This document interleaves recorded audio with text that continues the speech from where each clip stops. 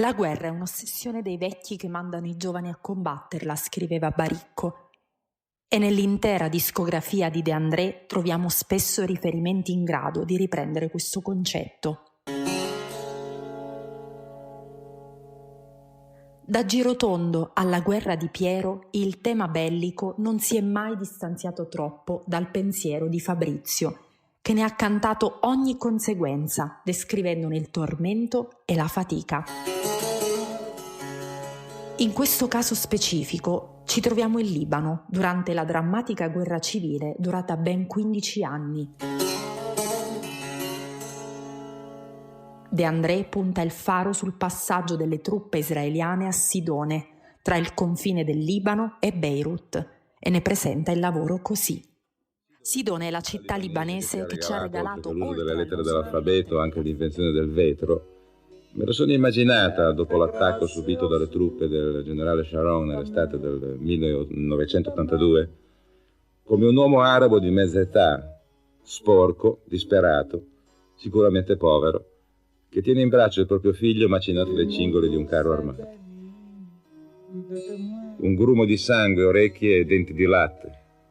E ancora poco prima labbra grasse al sole, tumore dolce e benigno di sua madre, forse sua unica e insostituibile ricchezza.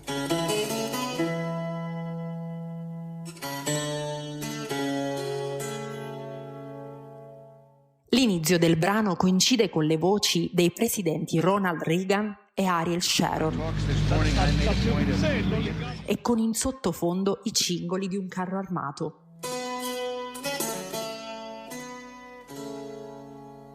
L'immagine descritta è quella di un padre che regge tra le braccia i resti del figlio, il più innocente che sconta l'egoismo esercitato dal potere.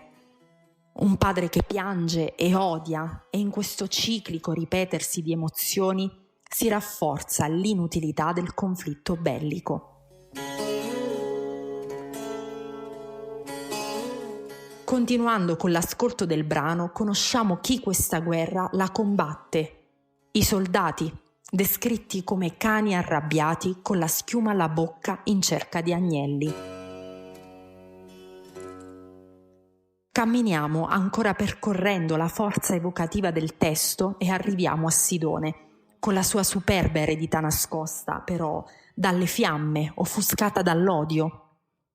La piccola morte che viene cantata a questo punto del brano non è da intendersi come la morte di un bambino. Semplicisticamente confusa con la morte di un bambino piccolo, bensì va metaforicamente intesa come la fine civile e culturale di un piccolo paese, il Libano, che nella sua discrezione è stata forse la più grande nutrice della civiltà mediterranea.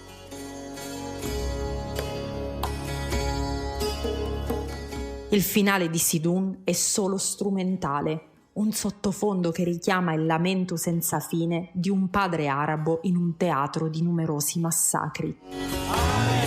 Un brano, Sidun, che può a ben ragione assumere il rango di emblema del concetto di universalità applicato ai contenuti, espressi in maniera più o meno costante nelle canzoni di Fabrizio De André, se si considera la drammatica e in apparenza perenne contemporaneità dei temi affrontati, soprattutto nel caso di quelli contro la guerra.